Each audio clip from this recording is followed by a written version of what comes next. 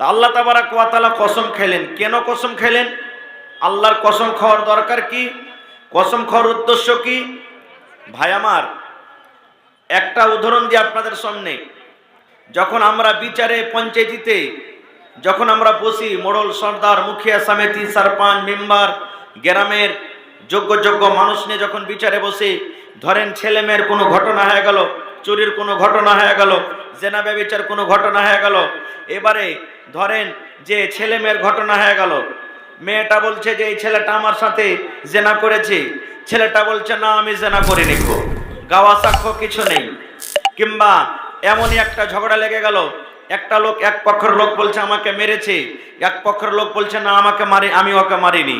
কিংবা চুরির ধরা পড়ে গেল, বিচার পঞ্চায়েত হচ্ছে, এক পক্ষের লোক বলছে যে মৌলানা এই লোকটা আমার 1000 টাকা চুরি করেছে, যার পরে ইলজাম লাগানো হচ্ছে, ও বলছে যে না মৌলানা আমি চুরি করিনি।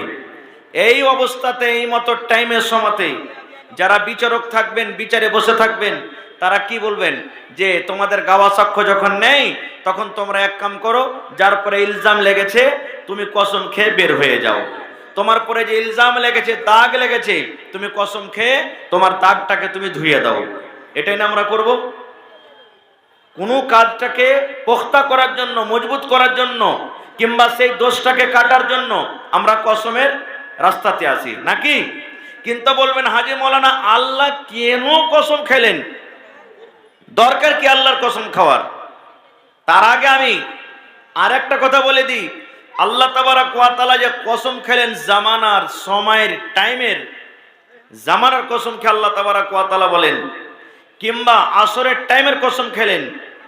জামানার যদি কসম মুরাদলেন, তবে জামানাটা আল্লাহ তাবারাক ওয়া তাআলার নিকটে কত দামি জিনিস বুঝে দেখেন।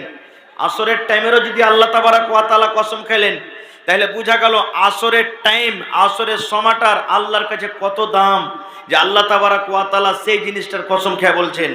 আজকে আপনাদের সামনে বলি, ধরেন এমনও কোনো লোক আছে, মৌলানা জি আমি ওর কসম ওকে মানব না, ও যদি ওর মায়ের মাথা হাত দিয়ে, বাপের মাথায় হাত দিয়ে, ছেলের মাথায় হাত দিয়ে কসম খায় তাহলে মানব। মানে কি?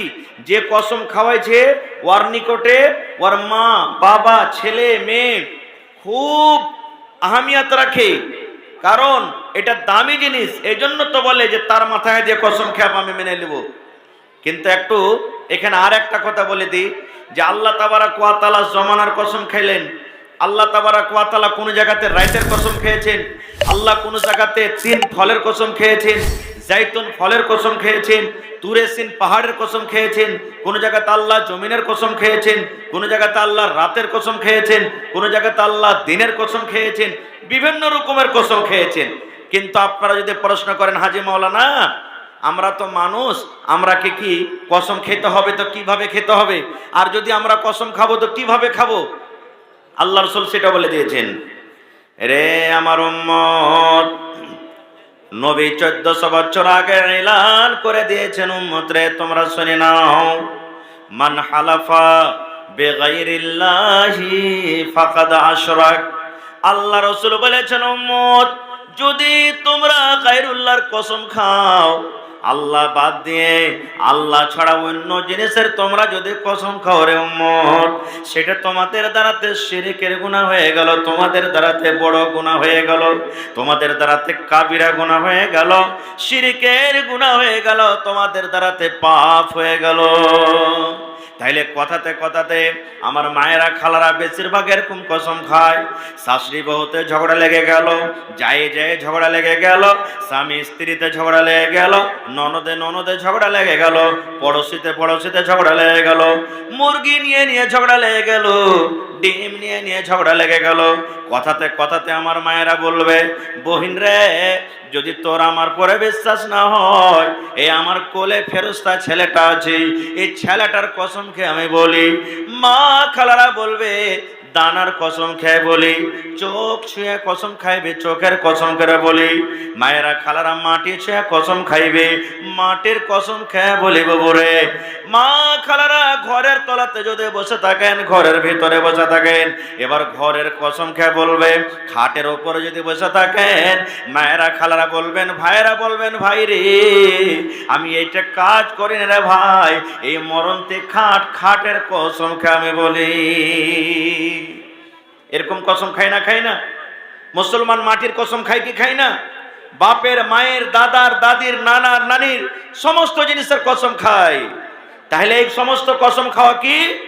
আল্লাহর নবী এলান করে দিয়েছেন, মান হালাফা বিগাইরিল্লাহি ফাকাদ আশরাক। আল্লাহ ছাড়া যদি তুমি মায়ের কসম খাও, তোমার দ্বারাতে শিরিক হয়ে গেল। তুমি ছেলের কসম খাও, তোমার দ্বারাতে শিরিক হয়ে গেল। তুমি যদি নানা, দাদা, আসমান জমিন মাটির কসম খাও, তুমি খাটের কসম খাও, তুমি ঘরের কসম খাও, আল্লাহ রাসূল বলেছেন, উম্মত তোমার দ্বারাতে শিরিকের গুনাহ হয়ে গেল, শিরিকের পাপ হয়ে গেল। এবার যদি বলবেন, মাওলানা শিরিকের গুনাহ যদি আমার দ্বারাতে হয়ে যায়, শিরিকের ভুল যদি আমার দ্বারাতে হয়ে যায়, শিরিকের গুনাহ যদি আমার দ্বারাতে হয়ে যায়, মাওলানা কত বড় এটা পাপের কাজ। শিরিকের গুনাহ যদি আমার দ্বারাতে হয়ে যায়, এটা কত বড় ভুল। আল্লাহর নিকটে এটা কত বড় বোঝ, আল্লাহর নিকটে এটা কত বড় গুনাহ। আল্লাহ রাব্বুল আলামিন কোরআনের অন্য জায়গাতে বলছেন, এরে দুনিয়ার মানুষ তোমরা কান করে শুনে নাও রে মুসলমান, ও মুমিন মুমিনা তোমরা শুনে নাও। আল্লাহ রাব্বুল আলামিন কোরআনের অন্য জায়গাতে বলছেন, ইন্নাল্লাহা লা ইয়াগফিরু আন ইউশরাকা বিহি ওয়া ইয়াগফিরু মা দুনা যালিকা লিমান ইয়াশা। আল্লাহ তাবারাক ওয়া তাআলা বলেন, আরে দুনিয়ার মানুষ তোমরা শুনে নাও, তুমি জিনা করে মরেছো, আমি আল্লাহ যদি চাই তোমাকে maaf করে দেব রে বান্দা।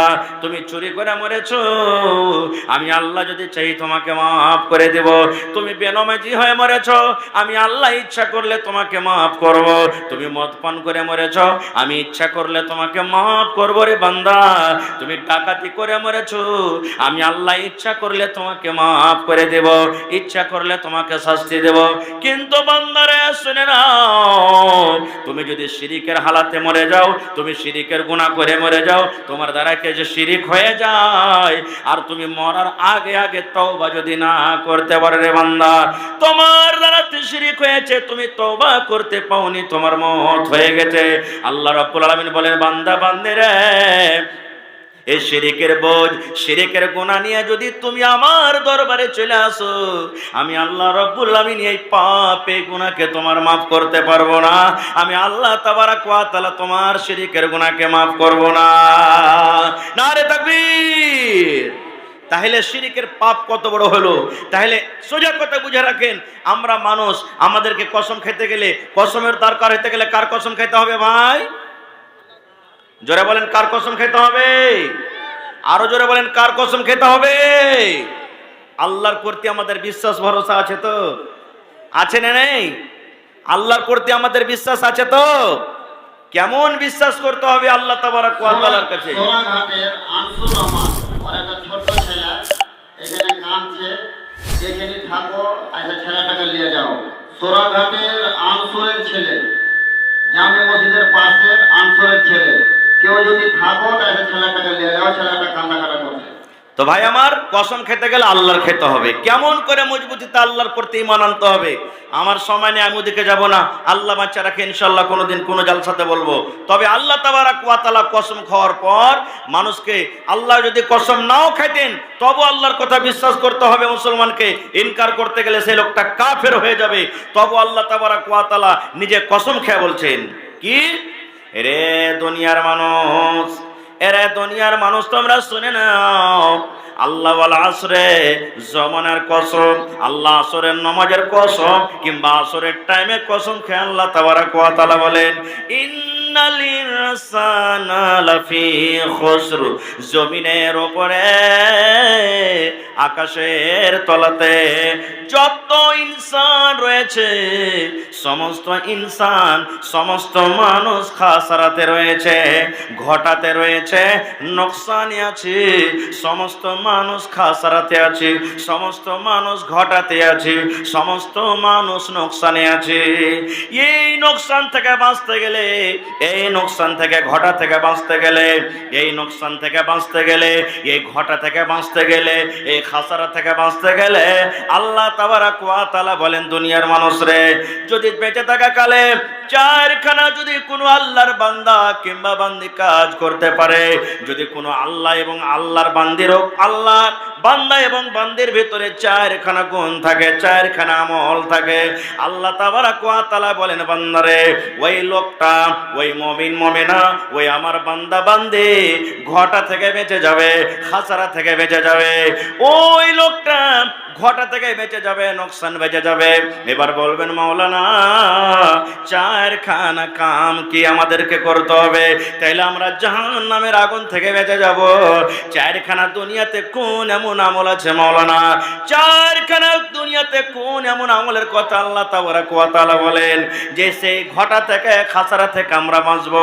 চারখানার মধ্যে আল্লাহ তাবারাক ওয়া তাআলা প্রথম নম্বরে যে কথাটার ব্যাপারে বলছেন, ইল্লাল্লাযীনা আমানু ওয়া আমিলুস সালিহাত। এরে দুনিয়ার মানুষ, তোমরা শুনে নাও, চারখানা আমল যারা করবে, চারখানা গুণ, চারখানা সিফাত যার মধ্যে থাকবে, তারা ঘটা থেকে বেঁচে যাবে, খাসারা থেকে বেঁচে যাবে। কি কি চারখানার মধ্যে? প্রথম কথা আল্লাহ বলেন, আমানু, যে আমার প্রতি ঈমান এনেছে, আমি এক আল্লাহ আমাকে বলে বিশ্বাস করেছে, আমি আল্লাহ এক আমাকে বলে বিশ্বাস করেছে, আমি আল্লাহ রুজির মালিক আমার প্রতি ঈমান রেখেছে, আমি মউত হায়াতের মালিক আমার প্রতি ঈমান রেখেছে, আমি জান্নাত জাহান্নামের মালিক আমার প্রতি ঈমান রেখেছে, আমার কোনো মা নাই, আমার কোনো বাবা নাই, আমার কোনো ছেলে নাই, আমার কোনো মেয়ে নাই, আমার কোনো দাদা দাদি নাই, আমার কোনো বেবি বাচ্চা নাই।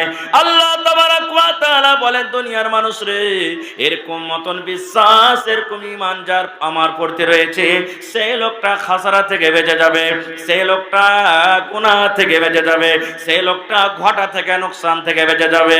আপনারা জানেন, আদম আলাইহিস সালামকে আল্লাহ জান্নাতের ভিতরে যখন রাখলেন, আল্লাহ তাবারাক ওয়া তাআলা আদম এবং মা হাওয়াকে ডাকতে বললেন, এরে আমার আদম হাওয়া, তোমরা শুনে নাও, জান্নাতের মধ্যে তোমরা ঘুরো, জান্নাতের মধ্যে তোমরা থাকো, জান্নাতের মধ্যে যা ইচ্ছা সেখানে যাও, ফল খাও, কিন্তু আল্লাহ তাবারাক ওয়া তাআলা একটা গাছের দিকে ইশারা করে বললেন, ওয়ালা তাকরাবা হাযিহিশ শাজারা।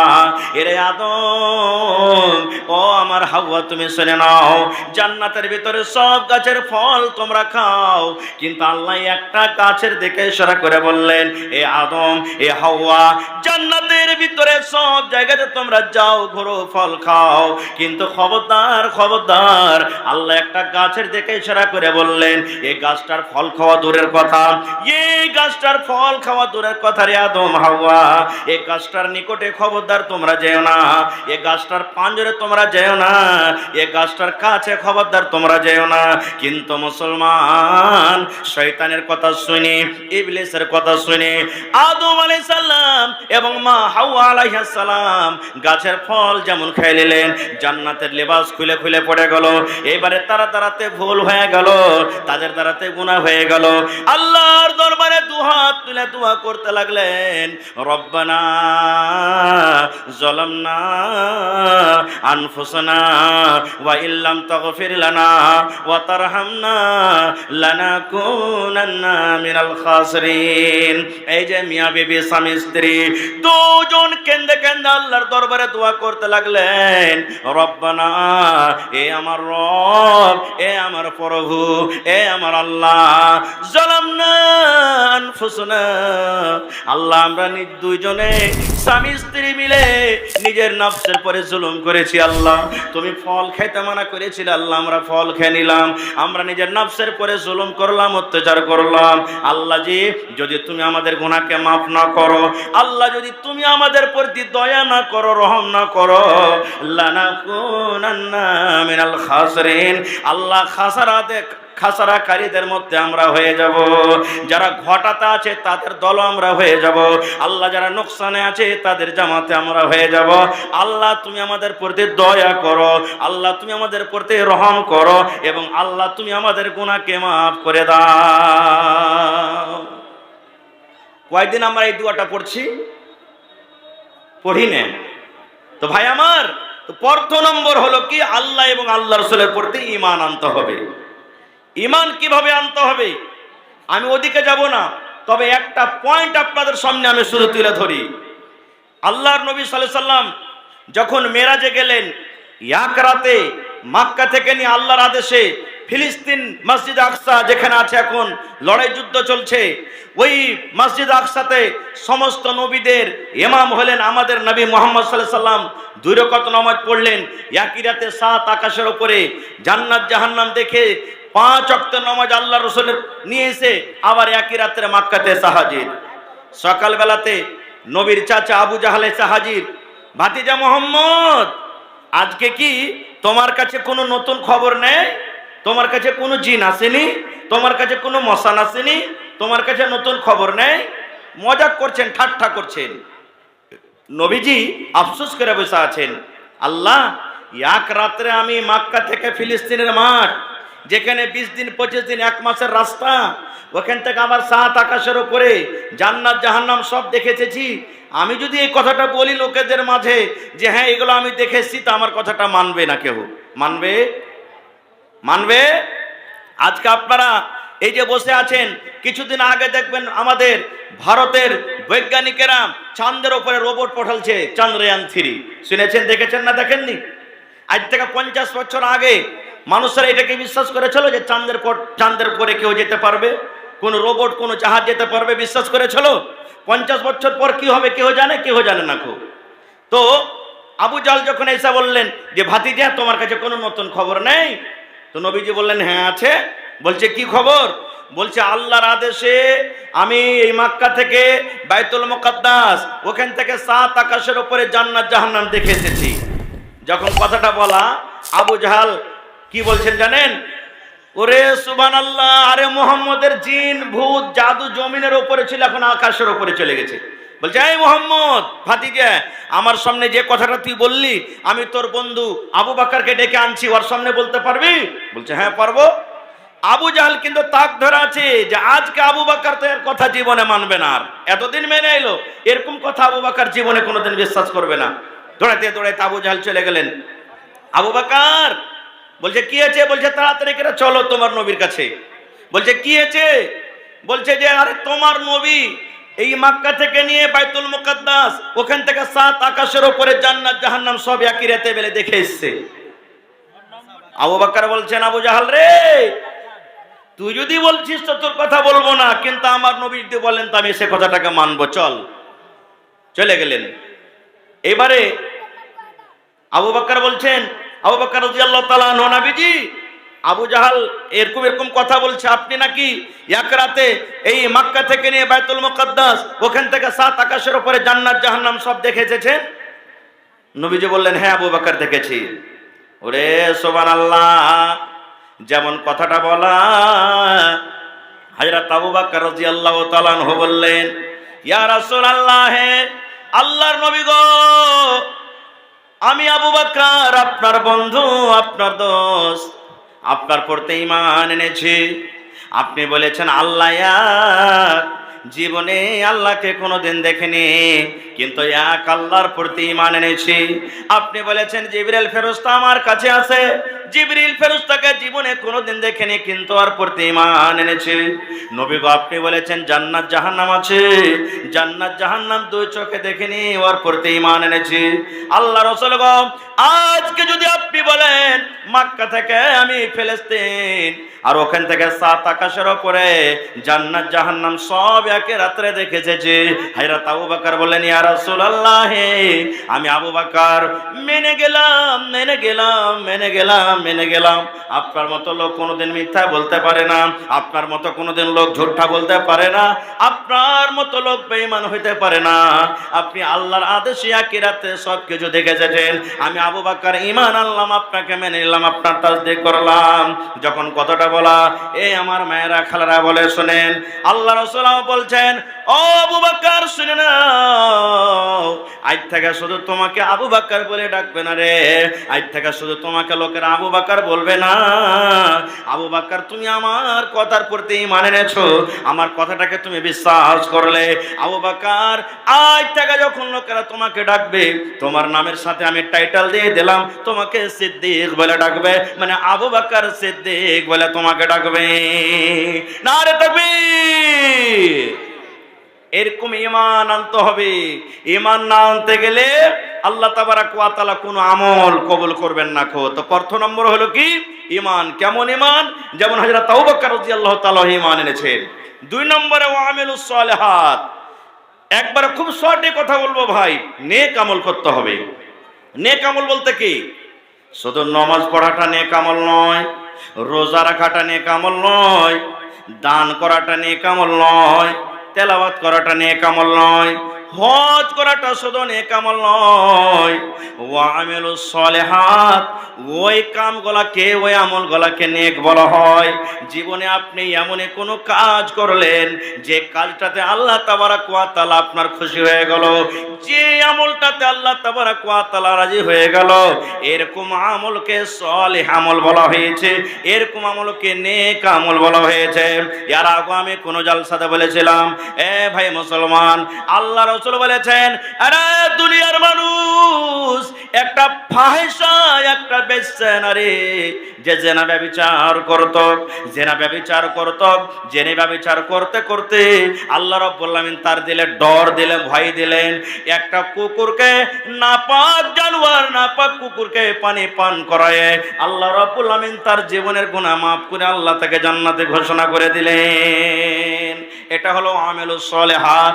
আপনার বাড়িতে স্ত্রী আছে, আপনার বাড়িতে বিবি আছে, আপনার বাড়িতে ছেলে মেয়ে আছে, বাড়ি যখন আপনি চলে যাবেন, 5 টাকার যদি পাপড় নিয়ে যান, 5 টাকার পাপড় বাড়িতে নিয়ে চলে গেলেন, যদি নেকি মনে কইরা আপনার ভাতিজাকে, আপনার বেটাকে, আপনার বেটিকে যদি আপনি বলেন, আব্দুল্লাহ রে, এ খালেদা জায়েদা, বেটা তোর জন্য এখন পাপড় এনেছে রে বেটা, তুই নিয়ে এলে, যদি নেকি মনে করে ওই ছেলেটাকে এখন হাতে পাপড় দিতে পারেন, বিস্কুট দিতে পারেন, আল্লাহ রাসূল বলেছেন, উম্মত, এটা হলো তোমার জন্য নেক আমল, এটা হলো সালেহ আমল। আপনার বাড়িতে কিছু নাই, বিবি বাড়িতে বসে আছে, নেকি মনে কইরা কলের গোড়াতে আপনি চলে গেলেন, 1 গ্লাস পানি দাবলেন, 1 গ্লাস পানি দেওয়ার পর বিবিকে যদি নেকি মনে করে আসে, যদি আপনি বলেন, এরে আব্দুল্লাহর মা, এ খালিদার মা, জায়েদার মা, হাবিবার মা, ও আমার ভালোবাসা বিবি, এই আমি তোমার জন্য গিলাসে পানি নিয়ে আসলাম, এ আমার বিবি শুনে নাও, তোমার জন্য বাজার থেকে আমি মিষ্টি নিয়ে এলাম, তোমার জন্য বাজার থেকে আমি লিট্টি নিয়ে এলাম, তোমার জন্য বাজার থেকে আমি রসগোল্লা নিয়ে এলাম, বিবি রে, তুমি এই রসগোল্লা তুমি পান করে নাও, এই রসগোল্লা খেয়ে নাও, পানি পান করে নাও। যদি পারেন বিবির মুখে বিসমিল্লাহ বলে এক ঢোক যদি আপনি পানি দিতে পারেন, একটা রসগোল্লাকে ভেঙ্গে, একটু বিস্কিটের টুকরাকে ভেঙ্গে নাকি মনে করে বিবির মুখে যদি দিতে পারেন, আল্লাহ রাসূল বলেছেন, এটা হলো একটা সাদকা, এটা হলো একটা আমল, এটা হলো একটা নেকি। শুধু তা নয়, আল্লাহ রাসূল বলেছেন, উম্মত রে, তুমি বিবির সাথে যে হামবিস্তারি করো, বিবির সাথে তুমি মিলন করো, বিবির সাথে তুমি সহবাস করো, এটা হলো একটা নেক আমল, এটা হলো একটা নেকির কাম, এটা হলো একটা সালেহ আমল। একজন সাহাবী প্রশ্ন করে দিলেন, ইয়া রাসূলুল্লাহ, আল্লাহ নবী গো, কেমন কথা আপনি বলছেন গো দয়ার নবী, বিবির সাথে মিলামিশা কেমন করে সাদকা হলো, বিবির সাথে মিলামিশাটা নেকি কেমন করে হলো? আল্লাহ রাসূল, এটা কিন্তু আমরা বুঝতে পারলাম না। আল্লাহ রাসূল বললেন, সাহাবী রে, এই জন্য নেকি হলো রে বাবা, আজকে যে তুমি তোমার স্ত্রীর সাথে তুমি মিলন করলে, তোমার স্ত্রীর সাথে তুমি সহবাস করলে, এই কাজটা যদি একটা পর বেটি ছেলের সাথে তুমি করতে, এই কাজটা যদি একটা অন্য মেয়ে ছেলের সাথে করতে, বলো তোমার জন্য গুনাহ হইতক না হইতক না? বলো তোমার জন্য পাপ হইতক না হইতক না? বলো তোমার খাতাতে গুনাহ লেখা হইতক না হইতক না? সাহাবায়ে কেরাম বললেন, জি নবীজি, আমরা যদি নিজের স্ত্রীর সাথে এই কাজটা না করে অন্য কোনো মেয়ে ছেলের সাথে করতাম, আমাদের দ্বারাতে জিনা হয়তো জেনাকারীদের খাতাতে আমাদের নাম লেখা হয়তো।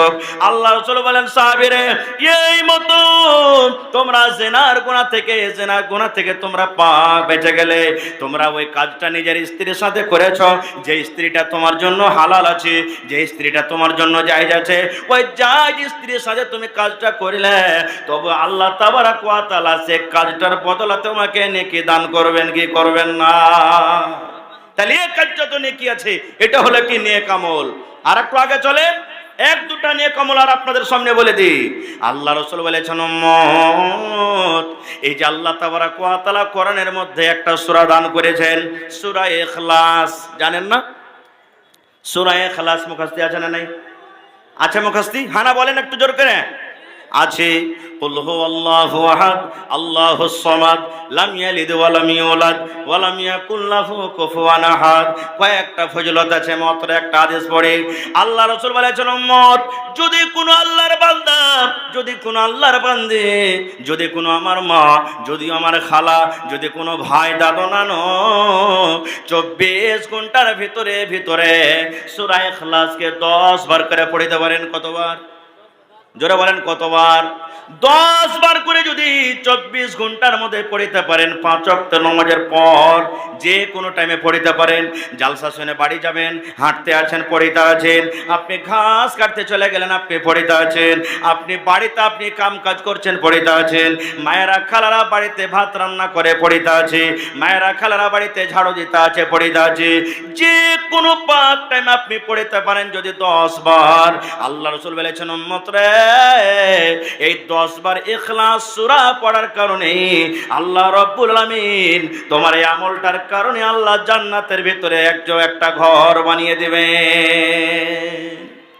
এত বড় আমল, এটা হলো কি আমিলুস সলিহাত, নেক আমল। আর একটু আগে চলেন, আজকে জালসাটা কিসের ভাই? জোরে বলেন, আরো জোরে বলেন। দুনিয়াতে আল্লাহর ঘরটা কত পেয়ারা ঘর, মসজিদটা কত ভালোবাসা ঘর। আল্লাহ রাসূল বলেছেন, উম্মত, যখন তুমি মসজিদের ভিতরে ঢুকবে, মসজিদে যখন তুমি দাখিল হবে, তোমার ডান পা খানা মসজিদের ভিতরে তুমি আগে রাখো, আর ডান পান খানা রাখার পর আল্লাহ রাসূল বলেছেন, উম্মত রে, তোমাকে একটা দোয়া পড়তে হবে। কি দোয়াটা? আল্লাহুম্মা আফতাহলি আবওয়াবা রাহমাতিক। এই দোয়াটার মানে হলো, আয় আল্লাহ, তুমি আমার জন্য রহমতের দুয়ার আল্লাহ খুলে দাও। আল্লাহ, তুমি রহমতের দুয়ার খুলে দাও। আল্লাহ, তুমি আমার জন্য রহমতের দরজাকে আল্লাহ খুলে দাও। তাহলে বলেন, মসজিদটা রহমত না জহমতের ঘর? কিসের ঘর? রহমতের ঘর। আল্লাহ, তুমি আমার জন্য রহমতের ঘর খুলে দাও। এবার এর বিপরীত, উল্টা, জমিনের ওপরে সব থেকে আল্লাহ তাবারক ওয়া তাআলার নিকটে কোন জায়গাটা খারাপ বলেন তো? জোরে বলেন, আরো জোরে বলেন। বাজার। এটা কার হাদিস? রাসূলের হাদিস, রাসূলের কথা, যে পৃথিবীতে সব থেকে উত্তম জায়গা হলো মসজিদ, আর সব থেকে নোংরা খারাপ জায়গা হলো কি? বাজার। কিন্তু মুসলমান রে, এই বাজারের মধ্যে একটা ফজিলত লুকিয়ে আছে, একটা ফজিলত ঢুকে আছে, একটা আমল ঢুকে আছে, নেক আমল ঢুকে আছে। যদি আপনি সেই আমলটা করতে পারেন, কত বড় আপনি নেকির হকদার হয়ে গেলেন। একটু হাদিস শুনেন।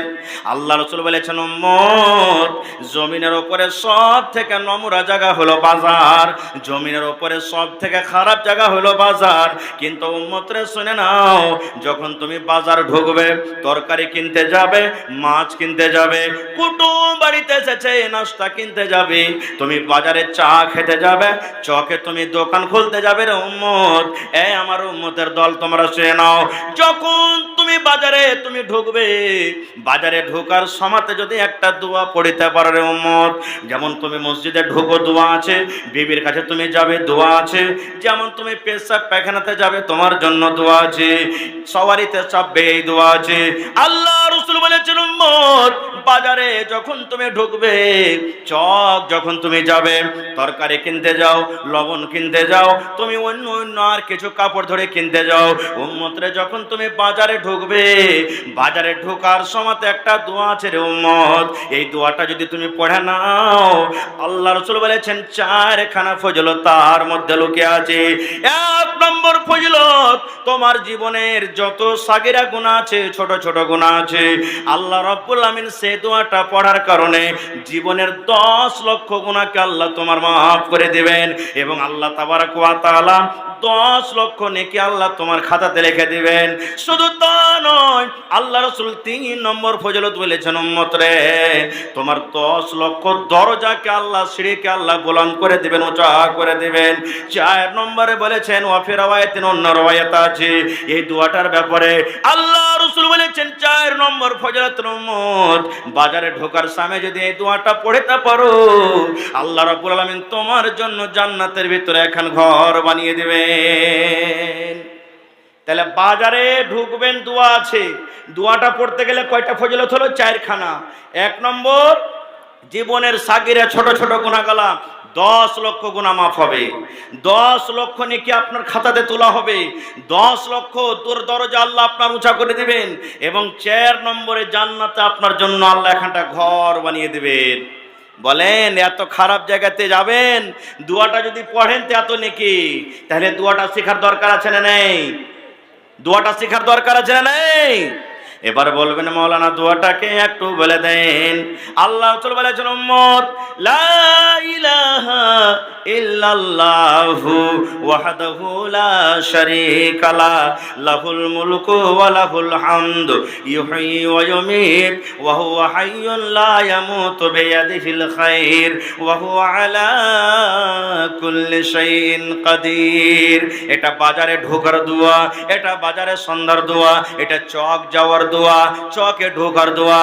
লা ইলাহা ইল্লাল্লাহু ওয়াহদাহু লা শারীকা লা, লাহুল মুলকু ওয়া লাহুল হামদু, ইউহয়ি ওয়া ইউমীত ওয়া হুয়া হাইয়্যুন লা ইয়ামুতু বিয়াদিহিল খায়র ওয়া হুয়া আলা কুল্লি শাইইন কাদির।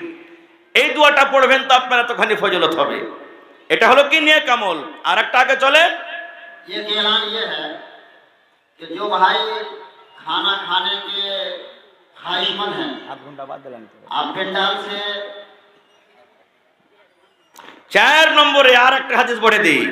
আজকে মসজিদের জালসা না, জোরে বলেন মসজিদের জালসা। মসজিদ শব্দের মানে কি? সিজদা করার জায়গা, পূজা করার জায়গা। যে জায়গাতে আল্লাহর জন্য সিজদা করা হয় ওই জায়গাটাকে মসজিদ বলা হয়েছে। এই আমার মুসলমান ভাইরা শুনে নেন, আপনি বাড়িতে নামাজ পড়বেন, আপনি বাড়িতে নামাজ পড়বেন, দোকানে নামাজ পড়বেন, বাজারে নামাজ পড়বেন, মাঠে নামাজ পড়বেন রে মুসলমান, নামাজ হয়ে যাবে। কিন্তু নবীর হাদিস আছে, আমার উলামায়ে কেরাম বসে আছেন, উম্মত রে, তুমি যদি বাজারে নামাজ না পড়ে, দোকানে যদি নামাজটা না পড়ে, তুমি যদি বাইরে মাঠে নামাজ না পড়ে, আল্লাহর ঘর মসজিদে তুমি জামাতের সাথে নামাজ পড়ো, তাহলে ইয়াকার নামাজ থেকে, বাড়িতে দোকানে নামাজ থেকে মসজিদে নামাজ পড়ার ফজিলত 25 কিংবা 27 গুণ তুমি নাকি পেয়ে যাবে। শুধু তা নয়, আল্লাহ রাসূল 1400 বছর আগে এলান করে দিয়েছেন, মামবানা লিল্লাহি মসজিদান বানাল্লাহু লাহু বাইতান ফিল জান্নাহ। আল্লাহ রাসূল এলান করেছেন, ও আমার উম্মতরা শুনে নাও, তোমরা যদি আল্লাহর এখন ঘর বানিয়ে দাও, আল্লাহর এখন ইবাদতখানা বানিয়ে দাও, আল্লাহর যদি এখন মসজিদ বানিয়ে দাও, আল্লাহ তাবারক ওয়া তাআলা তোমার জন্য জান্নাতের ভিতরে এখন ঘর বানিয়ে দেবেন। দুনিয়াতে আল্লাহর ঘর বানাবে, তোমার জন্য জান্নাতে আল্লাহ ঘর বানাবে। দুনিয়াতে এখন ইবাদতখানা মসজিদ বানাবে, আল্লাহ তাবারক ওয়া তাআলা তোমার জন্য জান্নাতের ভিতরে এখন ঘর বানাবেন। এবার বলবেন মাওলানা এখন মসজিদ বানাইতে 50 লাখ খরচ আছে, মাওলানা এখন মসজিদ বানাইতে 10 লক্ষ খরচ আছে, এখন মসজিদ ছোট্ট করে বানাইতে 5 লক্ষ টাকা খরচ আছে, মাওলানা আমি এত টাকা দিতে পারবো না, এত টাকাতে একাই মসজিদ আমি বানাইতে পারবো না। আল্লাহর নবী একদিন সাহাবায়ে কেরামকে এলান করে দিলেন, ও ও আমার সাহাবার দলেরা, তোমরা শুনে নাও, আমার যে মদিনার মসজিদে নববী আছে রে, এই মসজিদের সামনে একটা জায়গা আছে, ফাঁকা জায়গা। ওই জায়গাটা কে তোমরা এমন আছো, এই জায়গাটা যদি কিনে খরিদ করে তোমরা মসজিদে লাগিয়ে দিতে পারো। নবী সাহাবীরাকে অফার দিয়ে দিলেন, সাহাবে কেরামকে এলান করে দিলেন, ও আমার সাহাবার দলেরা, মসজিদের সামনে পাশে একটা জায়গা আছে, ফাঁকা জায়গা, একটা খালি জায়গা পড়া আছে। এই জায়গাটা টিনে যদি তোমরা মসজিদ এলাকায় যেতে পারো, এই জমিনটা টিনে তোমরা যদি মসজিদে সাটে যেতে পারো রে উম্মত, আল্লাহ রাব্বুল আমিন তোমার জন্য জান্নাতের ভিতরে এখন ঘর বানিয়ে দেবেন। হযরত ওসমান গনি রাদিয়াল্লাহু তাআলা আনহু দাঁড় হয়ে গেলেন, বললেন, ইয়া রাসূলুল্লাহ, হে আল্লাহর নবী গো, আমি ওসমান বিন আফফান, আমি ওসমান গনি, এই জায়গাটা যত টাকা লাগবে গো নবীজি, আমি কিনে মসজিদে লাগিয়ে দেব। আল্লাহ রাসূল বলেছেন, ওসমান, তোমার জন্য আল্লাহ রাব্বুল আলামিন জান্নাতের ভিতরে এখন ঘর বানিয়ে দিবে। তাহলে বোঝা গেল আপনি গোটাই মসজিদ পারবেন না। আজকে ধরেন মসজিদে 30 লক্ষ টাকা খরচ আছে, আপনি দিলেন 5,000, কেউ দিলে 50,000, কেউ দিলে 1 লাখ, কেউ দিলে 100, এই করে করে করে করে করে 30 লাখ টাকা দিয়ে ছাদ করা হয়ে গেল। কেউ ছড় দিয়ে দিলে, কেউ গিট্টি দিয়ে দিলে, কেউ সিমেন্ট দিয়ে দিলে, এই করে করে যদি মসজিদে শরীক হয়ে গেল, মসজিদের দানে শরীক হয়ে গেল, মসজিদের নির্মাণে শরীক হয়ে গেল, আল্লাহ রাসূল বলেছেন, উম্মত, যত লোক দানে শরীক হবে রে, সমস্ত লোকের জন্য রব্বুল আলামিন জান্নাতের ভিতরে এখানকার ঘর বানিয়ে দেবেন। নারে তাকবীর! সমস্ত লোকের জন্য জান্নাতের ভিতরে আল্লাহ এখন ঘর বানিয়ে দিবেন। এবার বলবেন, মাওলানা, ঘর কে বানাবে? কোন লোকেরা মসজিদ বানাবে? মসজিদটা আল্লাহ তাবারাক ওয়া তাআলা কোন লোকের হাতে আল্লাহ নির্মাণ করাবেন, সেটাও আল্লাহ কোরআনে বলে দিয়েছেন। ইন্নামা ইয়ামুরু মাসাজিদাল্লাহি মান আমানা বিল্লাহ। Yeah.